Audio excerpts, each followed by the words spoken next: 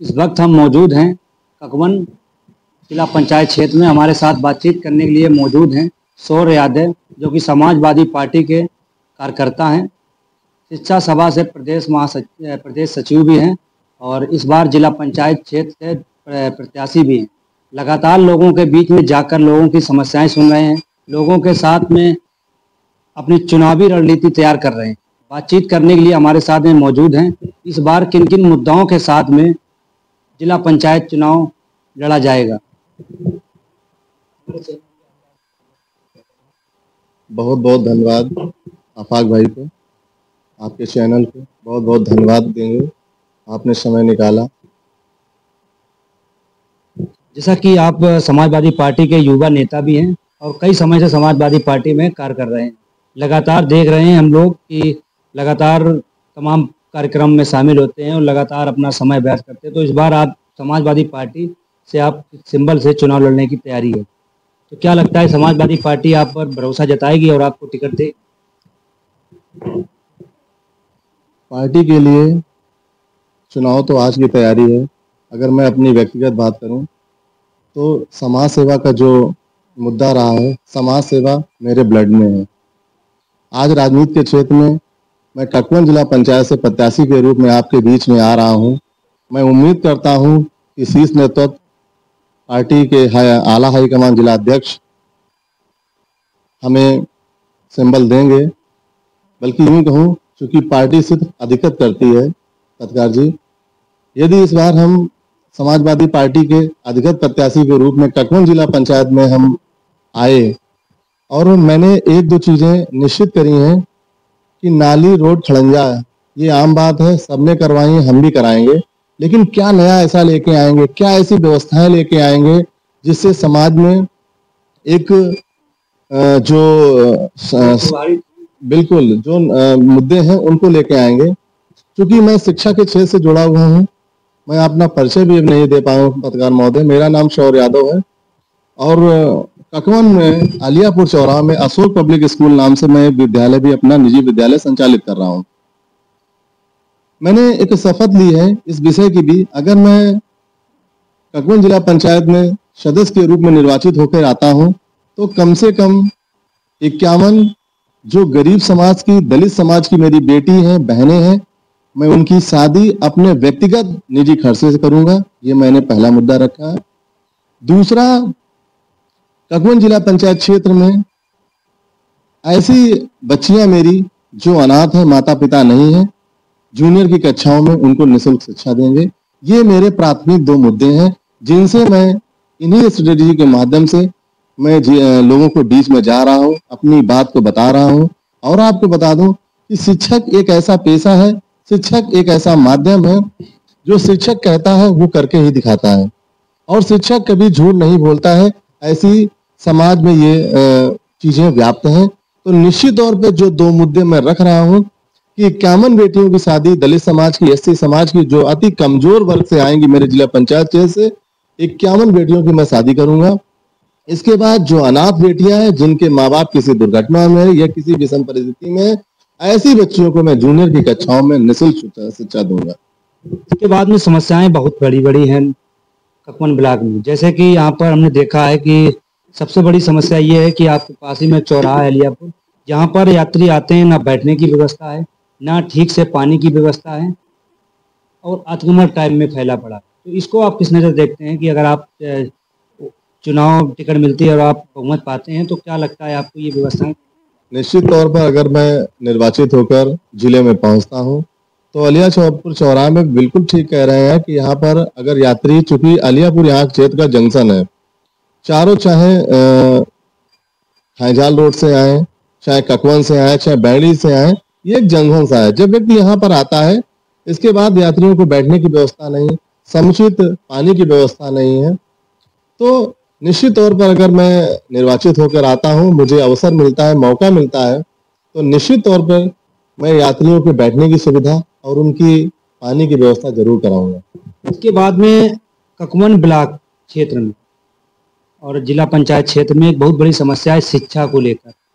आप तो शिक्षा से जुड़े हुए हैं, आपके खुद के कॉलेज हैं प्राइवेट, लेकिन जो प्राथमिक विद्यालय हैं उनकी स्थिति आपने देखी होगी, ना तो ढंग से सरकार पैसा देती है, बजट दे रही है, लाखों रुपए का बजट आता है साल में मरम्मत के लिए, इसके बाद तमाम व्यवस्थाओं के लिए, लेकिन शिक्षा के टाइम पे ना तो शिक्षा ढंग से मिल रही बच्चों को, ना तो टीचर वहाँ पे उपलब्ध होते हैं, ना तो पानी की व्यवस्था है, नल चालू करो तो चलता ही नहीं है। इस स्थिति में आप क्या नजर? निश्चित तौर पे देखिए, उसके लिए चूंकि उत्तर प्रदेश बहुत बड़ा प्रदेश है, निश्चित तौर पर अगर इस तरह के बड़े बदलाव आप चाहते हैं कि शिक्षा व्यवस्था पूरे उत्तर प्रदेश में सही हो, बिजली लाइट मूलभूत व्यवस्थाएं पूरे प्रदेश में सही हो, तो निश्चित तौर पर आपको सरकार को परिवर्तित करना होगा, सरकार को बदलना होगा। जो समाजवादी विचारधारा के लोग हैं, जो समाज के गरीब शोषित वंचित समाज की बात करते हैं, जो महिलाओं की बात करते हैं, जो किसानों की बात करते हैं, ऐसी सरकार का आपको गठन करना होगा। मैं बताना चाहूंगा, क्योंकि आपने बात रखी शिक्षा की और मैं स्वयं एक शिक्षा क्षेत्र से जुड़ा हुआ व्यक्ति हूँ। आप समझिए, वर्तमान सरकारों ने सरकारी विद्यालय को मर्ज कर रहे हैं। मर्ज तो सिर्फ एक ये माध्यम दिया गया, मर्ज का मतलब होता है उसका विलय करना, लेकिन विलय ही नहीं सिर्फ ये कर रहे हैं, विलय के पीछे जो छिपी हुई कहानी है वो विद्यालयों को समाप्त कर रहे हैं, विद्यालयों को बंद कर रहे हैं। तो इस ओर आप ये समझिए, जहां पर आपने जो आबकारी नीतियों में है, आपने हर गली मोहल्ले में आप आसानी से शराब खरीद सकते हैं, वहीं पे जो हमारा 5 साल या 4 साल या गरीब समाज का, किसान का, शोषित का, पिछड़े का, अति पिछड़े का जो बच्चा है, आखिर में वो कैसे शिक्षा प्राप्त करेगा?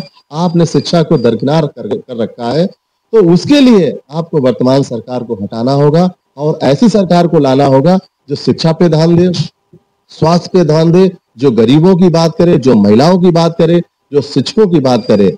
ये जो मौजूदा सरकार है, निश्चित तौर पे शिक्षक विरोधी सरकार है, शिक्षा विरोधी सरकार है, इसको हटाना होगा। इसी के बाद ही बड़ा परिवर्तन हो सकता है। लेकिन आपने कहा है कि महिला सुरक्षा को लेकर, तो योगी जी तो सुरक्षा को लेकर तमाम दावे कर रहे हैं, तमाम योजनाएं लागू कर रहे हैं। आप देख रहे हैं कि पुलिस वाले भी प्रचार में लग गए हैं योगी जी के। आपने ये देखा होगा कि जो प्रचार है ये सिर्फ जो अभी मिशन शक्ति के माध्यम से जो ये चल रहा है, ये कुछ नहीं है, सिर्फ हवा हवाई है। सिर्फ आप फोटो खिंचवा रहे हैं और सोशल मीडिया पे इसको पोस्ट करवाई जा रहे हैं। इस विषय के अलावा कुछ भी नहीं है। अगर देना था तो आपने विद्यालय क्यों मर्ज कराए? विद्यालय को आपको बढ़ाना चाहिए, आपने मर्ज क्यों कराए? नई शिक्षा नीति में तमाम ऐसी खामियां हैं। आप वहां एसी वाले हाल में बैठकर आपने नई शिक्षा नीति में, आपको जो मीडियम या मध्यम वर्गीय समाज के जो विद्यालय है, जहां पे गरीब का बच्चा बढ़ सकता है, हर बच्चा 5 या 10 हजार फीस नहीं दे सकता है। आज स्थिति ये है, नई शिक्षा नीति में आपने उन नियमों को लागू कर दिया है कि जिसमें शिक्षा मैगी होना मजबूरन हो जाएगी। वजह उसकी है कि आज जो विद्यालय, जब मैंने विद्यालय इसको बनाया था तब 30 से 40 लाख रुपए में विद्यालय को बनाया जा सकता था। आज वर्तमान स्थिति में नई शिक्षा नीति में ऐसे मान को बढ़ा दिया गया है कि ये काम 2-3 करोड़ का हो गया। अब आप ये बता दीजिए, 2-3 करोड़ का काम एक पूंजीपति व्यक्ति ही करेगा। जब पूंजीपति व्यक्ति काम करेगा, निश्चित तौर पर वो शिक्षा के रूप में नहीं आएगा, वो आएगा व्यवसाय के तौर पर आएगा। ये शिक्षा अब सिर्फ शिक्षा नहीं, ये एक व्यवसायिक ढांचे में इसको परिवर्तन करने में सरकार की मंशा है। और सरकार की यह भी मंशा है कि जब ये विद्यालयों को समाप्त करेंगे, जब विद्यालयों को समाप्त कर दिए जाएंगे, तो निश्चित तौर पर जो प्राइवेट विद्यालयों को बढ़ावा दिया जा रहा, बनवाए जा रहे हैं, वहां पे इजाफा होगा और पूंजीपतियों को आप मुनाफा पहुंचाने का प्रयास किया जा रहा है। आपने एक चीज गौर की होगी कि लगातार हम लोगों से इंटरव्यू ले रहे हैं, जिला पंचायत प्रत्याशियों से, लेकिन आपने पहले ऐसे शख्स का इंटरव्यू है जो कि तमाम मुद्दों से हटकर अम्बेडकरवादी तरह से सिर्फ शिक्षा पर ध्यान दे रहे हैं। क्योंकि जब शिक्षा होगी तो रोजगार भी होगा, विकास भी होगा और भविष्य भी अच्छा होगा। जब रोजगार नहीं होगा तो गुलामी होगी और गुलामी, फिर से गुलामी, गुलामी के बाद भी गुलामी होगी। सच बात है ये। बिल्कुल आफाक भाई, आप बिल्कुल सच कह रहे हैं कि बाबा साहब डॉक्टर भीमराव अम्बेडकर, वो महान व्यक्तित्व जो हमें संविधान दे गए, हमें ताकत दे गए, हमें अपने अधिकार दे गए, वो भी उस समय एक स्टेटमेंट छोड़ गए थे कि शिक्षा को एक शेरनी का दूध बनाया है कि जो जितना पिएगा वो उतना ही दहाड़ेगा। ये बाबा साहब डॉक्टर भीमराव अम्बेडकर के शब्द थे। उन्होंने उस समय कल्पना कर ली थी कि समाज का हर व्यक्ति शिक्षित होना चाहिए। जब व्यक्ति शिक्षित होगा तो अपने अधिकारों को मांग पाएगा, अपने आप को जागरूक कर पाएगा, समाज में स्वतंत्र मंच से रह पाएगा। एक बात तो सच है, जनता को वही प्रतिनिधि चुनना चाहिए जो समाज के लिए शिक्षा की बात करे, ना कि नाली नद्दा की बात करे। नाली नद्दा तो यह काम बीटीसी भी बना सकता है, खुद के पैसे से भी निर्माण हो सकता है अगर आप शिक्षित होंगे। लेकिन आज लोग रोजगार, शिक्षा को भूलकर सिर्फ और सिर्फ मंदिर और मस्जिद पर पीछे पड़े हुए हैं। बिल्कुल सही है। देखिए, आप ये बताइए, जब संविधान बनाया गया था, संविधान में, क्योंकि मैं शिक्षा के से तो एक एक लाइन में संविधान को आपको बता सकता हूँ। संविधान में बताया गया था कि हमारा जो देश है वो धर्मनिरपेक्ष है। यानी हमारा संविधान ये नहीं कहता है कि किसी विशेष धर्म को मानिए। हमारा संविधान कहता है सभी का आदर है, सभी का सम्मान हो, चाहे वो हिंदू हो, चाहे वो मुस्लिम हो, चाहे वो सिख हो या ईसाई हो, किसी धर्म का व्यक्ति हो, हमारा संविधान सभी को बराबर मानता है। लेकिन आज के जो सामंतवादी विचारधाराएं हैं, उन्होंने वोट को बटोरने के लिए हमें दो हिस्सों में कर दिया। उन्होंने हमें हिंदू और मुस्लिम की लामी में दो हिस्सों में बांट दिया था। मैं बताना चाहूंगा, जो भारत के पूर्व राष्ट्रपति रहे डॉक्टर एपीजे अब्दुल कलाम, वो भी एक व्यक्ति मुस्लिम समाज से आते थे। आप ये बताइए कि उस व्यक्ति ने देश और समाज के राष्ट्र में निर्माण में कितनी मिसाइलों का निर्माण किया। आप ये बताइए, धर्म कहाँ पे अवरोध आ रहा आपके? इन सरकारों के पहले भी ये धर्म, दोनों धर्म रहे। आप ये बताइए, तब हिंदू समाज कहाँ चला गया था? तब नहीं, हिंदू समाज खतरे में, जब सांसद, विधायक और मंत्री और मुख्यमंत्री और प्रधानमंत्री और राष्ट्रपति हिंदू समाज के, फिर भी क्या लगता है कि हिंदू समाज खतरे में? हिंदू समाज खतरे में नहीं है। वो ये हिंदू को सिर्फ डरवाना चाह रहे हैं कि आपने यदि मुस्लिम समाज को आगे बढ़ने का मौका दिया तो आपको यहाँ से समाप्त किया जाएगा, आप पे वो दबाव बनाएंगे, आपको हटाएंगे। आप ये बता दीजिए, 1947 के बाद जब देश आजाद हुआ था, उसके बाद जो सरकारें रही हैं, लंबे अरसे तक रही हैं और मुस्लिम को बराबर बढ़ावा दिया। तब मुस्लिम समाज ने हिंदू समाज को, कितने हिंदू समाज को समाप्त कर दिया? कौन से ऐसे अवरोध उन्होंने पैदा कर दिए? आज बीजेपी में बड़े पदाधिकारियों को मैं नाम नहीं लेना चाहूँ, ऐसे बड़े पदाधिकारी बैठे हैं जिनकी बेटियों ने मुस्लिम समाज के लड़कों से शादी की। तब क्या उन्होंने ये बात नहीं विचार करी थी कि हम हिंदू हैं और आप मुस्लिम हैं? तो सही बात है। लास्ट संदेश है हमारा, लास्ट क्वेश्चन है कि ककवन जिला पंचायत क्षेत्र की जनता को आप क्या संदेश देना चाहते हैं जिससे लोग आपसे प्रभावित हों, और आखिर ऐसा क्या है आप में जो ककवन की जनता आपको पसंद करे? तमाम प्रत्याशी पैसे वाले भी हैं, तमाम प्रत्याशी भाजपा के भी कार्यकर्ता हैं, तमाम सपा, बसपा, कांग्रेस के भी कार्यकर्ता हैं, और शायद आपकी भी पार्टी से कई लोग आवेदन कर चुके हों। आखिर ऐसा क्या है आप में, क्या आपको ही क्यों चुने? देखिए, इस बार ककवन जिला पंचायत की जनता को मेरा हाथ जोड़कर विनम्र निवेदन है, विनम्र आग्रह है कि हर बार आपने नेताओं को चुना। आप पिछली जिला पंचायत की कई सीटों को ले लीजिए, हर बार आपने नेताओं को चुना, नेताओं को चुन को भेजकर आपने जिले में भेज दिया। इसके बाद 5 साल वो आपके बीच में नहीं आए, आपकी उन्होंने मदद नहीं करी। मैं यहाँ से या आपके चैनल के माध्यम से कहना चाह रहा हूं कि मैंने 2 विशेष मुद्दे रखे कि लोग चुन के जाते हैं, बाद में कहते हैं, वादे करते हैं, और वादे जब पूरे नहीं हो पाते हैं तो वो सरकार को या उंगलियां उठाते हैं कि बजट नहीं आ पा रहा है, पैसा नहीं आ पा रहा है, इसलिए मैं ये काम नहीं कर पा रहा हूं।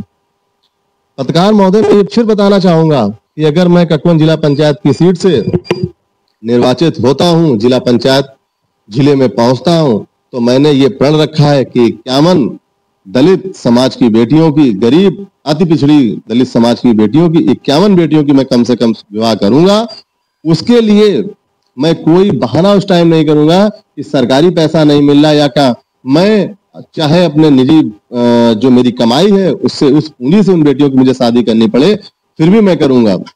दूसरा विषय है, ऐसे बच्चे जो जिनके माता पिता किसी दुर्घटना में नहीं रहे, जो बच्चे अनाथ हो गए, अपने ककवन जिला पंचायत में ऐसे बच्चों को जूनियर की कक्षाओं में मैं निःशुल्क शिक्षा दूंगा।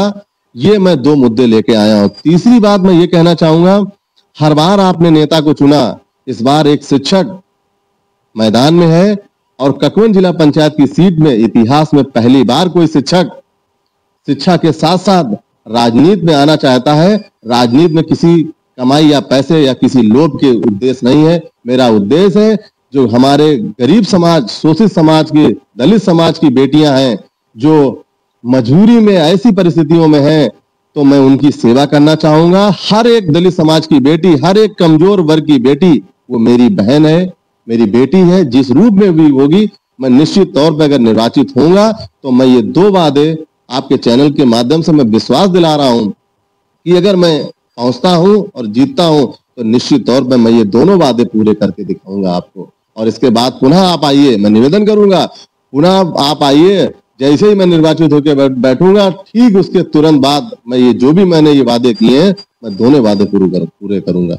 धन्यवाद, बड़ा अच्छा लगा आपसे बातचीत करके, क्योंकि शिक्षक से बात करना ये अच्छा होता है, क्योंकि शिक्षक पढ़ी लिखी समाज से होता है, और बड़ा अच्छा लगा बात करके।